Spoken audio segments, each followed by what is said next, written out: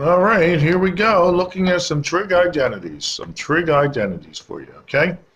So, all right, here's our first one. Show that the sine of negative x over the cosine of negative x is equal to the negative tan of x. And we actually saw this one in the um, slideshow. So now we can actually prove that. So we're going to say, well, let me simplify this right side to the left side, one piece at a time. Well, sine of negative x, that should stand out to you as being what? Okay, the negative sine of x, okay? The cosine of negative x is the cosine of x, okay?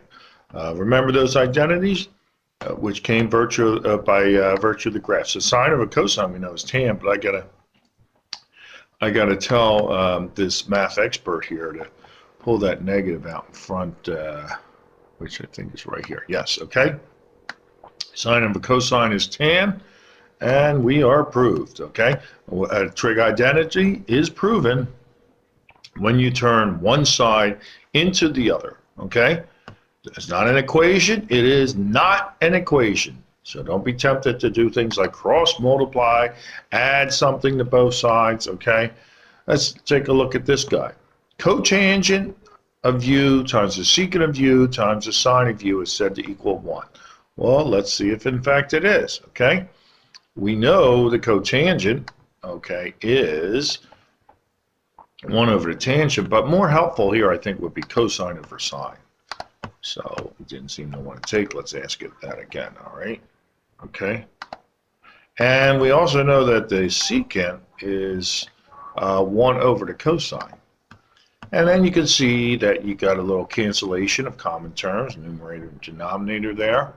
And then you have it again, and lo and behold, this thing will come down to 1 equaling 1. Both sides are balanced. So that was obtained by putting these in terms of their most elemental forms, sines and cosines, which will work for you at some times, but other times can be a very exhausting approach. So I would forewarn against that. This, my friends, look like it might be a very hideous thing. Let's see what the offerings are here. Okay, the offerings are expand by binomial theorem. You want me to show you what that looks like? Whoa. Whoa. I'm not doing all that algebra. No, no, no, no, no, no, no. Let me go back. Maybe you saw it ahead of time. Hey, there's our good friend. Sine squared plus cosine squared is 1. Done. 1 to the 5th is 1. Done. It's a whole lot easier than doing all that algebra. Again, only the math expert would do all that algebra, okay? Not me. You're going in the wrong direction. Then where do you go from there? Forget it. Forget it, okay? Look again. Keep your eyes open for sine squared plus cosine squared equals 1. It's going to be everywhere, okay? Let's take a look at this guy, all right? Going to involve a little algebra. Distribute, okay? Distribute. Cosecant. What's a cosecant, my friends? Cosecant is, okay, what? 1 over the sine, yes. Then the sines cancel out, okay, and you have this. And there you should recognize 1 minus the sine squared by our nice Pythagorean identity, an offshoot of that. There you have, both sides are in balance. We're good, good to go. Going to get a lot of mileage out of that guy, okay? Let's take a look. Okay, here's one. This is going to involve a little algebra, okay?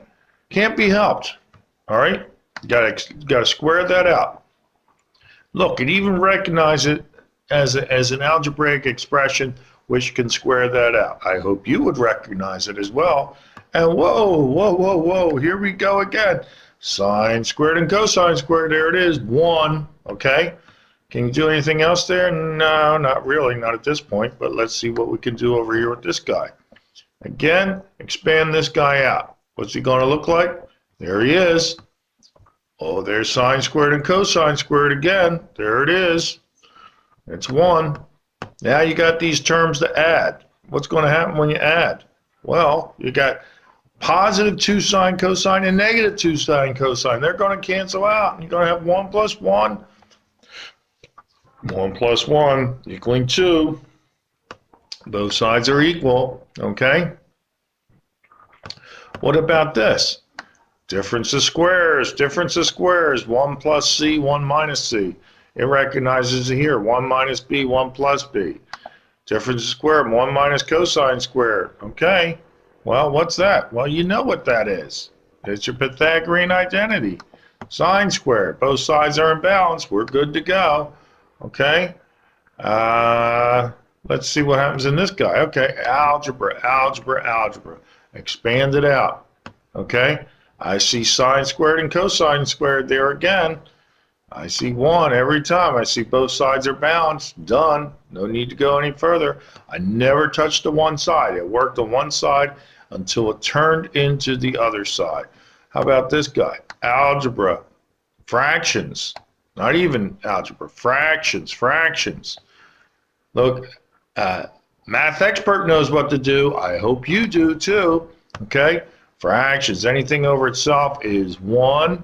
Anything over itself is 1. It's just a simplifying. What's the 1 over the tangent squared? Do you know that that's the cotangent squared? I would hope so. Okay? Do you recognize 1 plus the cotangent squared as a cosecant squared? We did that in the slideshow. There it is, popping up. It's a very handy thing.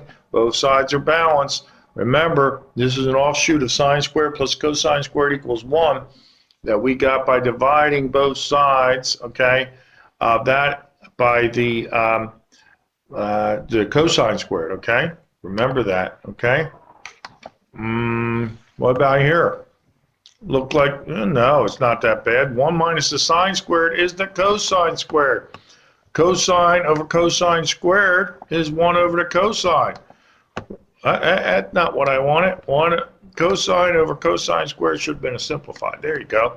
1 over cosine, you know what that is. That's a secant. Both sides are balanced. We're good. Okay? We're good. What about this guy? Let's see what kind of time we're at. Maybe do this one. Okay, let's finish up with this one. Cosecant. What's cosecant? Cosecant is 1 over the sine. Okay? But now I got a complex fraction, a fraction within a fraction. Look at this. Knows exactly what to do. I would hope you did too. Invert and multiply. Goes to sine squared. I bet you this goes to cosine squared. What do you bet? Here we go. Okay, it's 1 over the cosine, and this is a complex fraction of this form. Invert and multiply, get cosine squared. Bingo, you have it. There's our favorite friend coming up again and again and again and again. Sine squared plus cosine squared is 1. I think we'll call it quits here on this and let you digest those and work on some of the ones in the worksheet. Okay, so there you have